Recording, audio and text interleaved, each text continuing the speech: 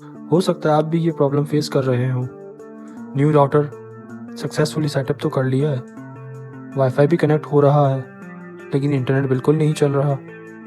अगर आपने मेरी न्यू वाईफाई राउटर सेटअप करने वाली वीडियो देखकर अपना राउटर कॉन्फ़िगर कर लिया है और कॉन्फ़िगर करने के बाद इंटरनेट नहीं चल रहा, तो ये वीडियो आपके लिए है। इस वीडियो में हम इस प्रॉब्लम की दो सबसे कॉमन रीजंस चेक करेंगे। पहला वैन सेटिंग, दूसरा मैक बाइंडिंग। और अगर प्रॉब्लम मैक बाइंडिंग की हुई तो उसका प्रैक्टिकल सलूशन भी मैं आपको दिखाऊंगा। और अगर आपने अभी तक मेरी न्यू वाईफाई राउटर सेटअप करने वाली वीडियो नहीं देखी तो उसका लिंक डिस्क्रिप्शन में दिया हुआ है।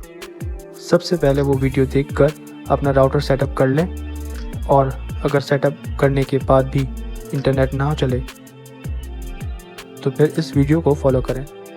बहुत से लोगों के साथ ये होता है, राउटर सक्सेसफुली सेटअप हो जाता है, वाईफाई का नाम भी शो होने लगता है, फ़ोन और लैपटॉप भी कनेक्ट हो जाता है, लेकिन इंटरनेट नहीं चलता। अक्सर लोग फ़ौरन राउटर को रीसेट कर देते हैं या दोबारा सेटअप करना शुरू कर देते हैं, जबकि हर बार प्रॉब्लम राउटर या सेटअप की नहीं होती। तो चलें स्टेप बाय स्टेप देखते हैं कि प्रॉब्लम कहाँ हो सकती है। रीज़न 1, वैन सेटिंग्स। सबसे पहले हम वैन सेटिंग को चेक करते हैं। मोस्टली आईएसपी प्रोवाइडर्स 3 तरह के इंटरनेट कनेक्शन टाइप्स यूज़ करती है: पीपीओई, डायनेमिक आईपी, स्टैटिक आईपी। सबसे पहले हमें ये पता करना होगा कि आपका पुराना राउटर किस कनेक्शन टाइप पे चल रहा था। अगर आपके पास पुराना राउटर मौजूद है तो उसका आईपी एड्रेस ब्राउज़र में टाइप करें। राउटर का आईपी एड्रेस ज़्यादातर राउटर की बैक साइड पे लगे स्टिकर पे मेंशन होता है। राउटर लॉगिन पेज ओपन होने के बाद यूज़र नेम और पासवर्ड एंटर करें। अगर आपने कभी यूज़र नेम और पासवर्ड चेंज नहीं किया तो राउटर की बैक साइड पे स्टिकर पे बाय डिफ़ॉल्ट पासवर्ड मेंशन होगा, वो यूज़ करें। लॉगिन होने के बाद नेटवर्क या इंटरनेट सेटिंग्स में जाएं। यहाँ आपको वैन टाइप या इंटरनेट कनेक्शन टाइप नज़र आ जाएगा। अब इसी सेटिंग को आपने नए राउटर में सेलेक्ट करना है। अगर पीपीओई हो तो यूज़र नेम और पासवर्ड को नोट कर लें और नए राउटर में एंटर कर दें। अगर डायनामिक आईपी हो तो नए राउटर में सिर्फ डायनामिक आईपी सेलेक्ट करें। इंटरनेट ऑटोमेटिकली रिसीव हो जाएगा। अगर स्टैटिक आईपी हो तो पुराने राउटर या आईएसपी से मिलने वाली IP address, subnet marks, gateway और डीएनएस डिटेल्स नोट कर लें। फिर न्यू राउटर में स्टैटिक आईपी सेलेक्ट करके ये तमाम डिटेल्स एंटर कर दें। और अगर आप पहली बार राउटर कॉन्फ़िगर कर रहे हैं और आपके पास कोई पुराना राउटर नहीं है तो आप अपने आईएसपी से कंफर्म कर लें कि आपके कनेक्शन पीपीओई है, डायनामिक है या स्टैटिक है। अगर वैन सेटिंग्स सही करने के बाद इंटरनेट चल गया तो प्रॉब्लम सॉल्व हो गई, लेकिन अगर फिर भी इंटरनेट नहीं चल रहा तो चलें दूसरा रीज़न चेक करते हैं। Reason number 2, MAC binding. कई इंटरनेट सर्विस प्रोवाइडर्स यानी आईएसपीज मैक बाइंडिंग यूज़ करती हैं। सिंपल सी बात है, आपके पुराने राउटर का मैक एड्रेस उनके सिस्टम में रजिस्टर्ड होता है। जब आप नया राउटर इंस्टॉल करते हैं तो उसका मैक एड्रेस चेंज हो जाता है और आईएसपी उस नए मैक एड्रेस को रिकॉग्नाइज नहीं करती। इसी वजह से वाईफाई कनेक्ट हो जाता है लेकिन इंटरनेट नहीं चलता।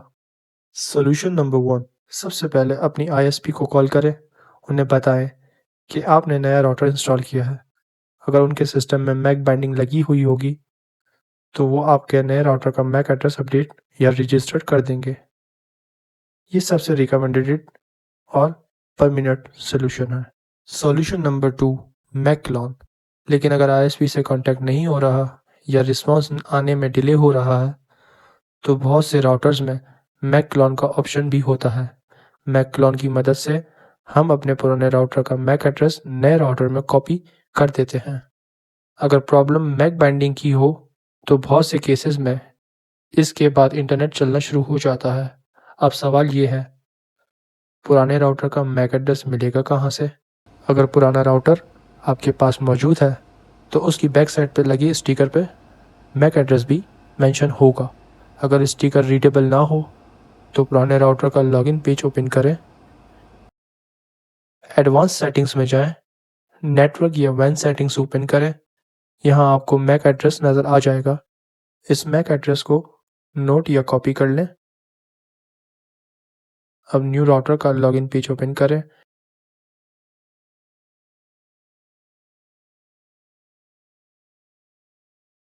एडवांस सेटिंग्स में जाएं, नेटवर्क सेटिंग्स ओपन करें। अगर आपके राउटर में मैक क्लोन का ऑप्शन अवेलेबल होगा तो उसे ओपन करें। यहाँ जो न्यू राउटर का मैक एड्रेस नज़र आ रहा है उसे रिमूव करके पुराने राउटर का मैक एड्रेस एंटर कर दें। सेटिंग्स सेव या अप्लाई करें। उसके बाद राउटर को एक बार रीस्टार्ट कर दें। रीस्टार्ट होने के बाद इंटरनेट चेक करें। एक इम्पॉर्टेंट बात याद रखें, मैक क्लोन तभी करें जब पुराना राउटर डिस्कनेक्ट हो। एक ही मैक एड्रेस को एक ही वक्त में दो राउटर्स में यूज़ नहीं करना चाहिए।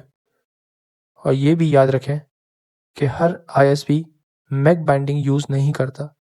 अगर मैक क्लोन करने के बाद भी इंटरनेट नहीं चलता तो अपने आईएसपी से ज़रूर कांटेक्ट करें। उम्मीद करता हूँ आज की वीडियो आपके लिए हेल्पफुल रही होगी। अगर वीडियो पसंद आई हो तो लाइक करें, शेयर करें और चैनल को ज़रूर सब्सक्राइब करें। मेरा चैनल अभी नया है और मुझे आपकी सपोर्ट की ज़रूरत है।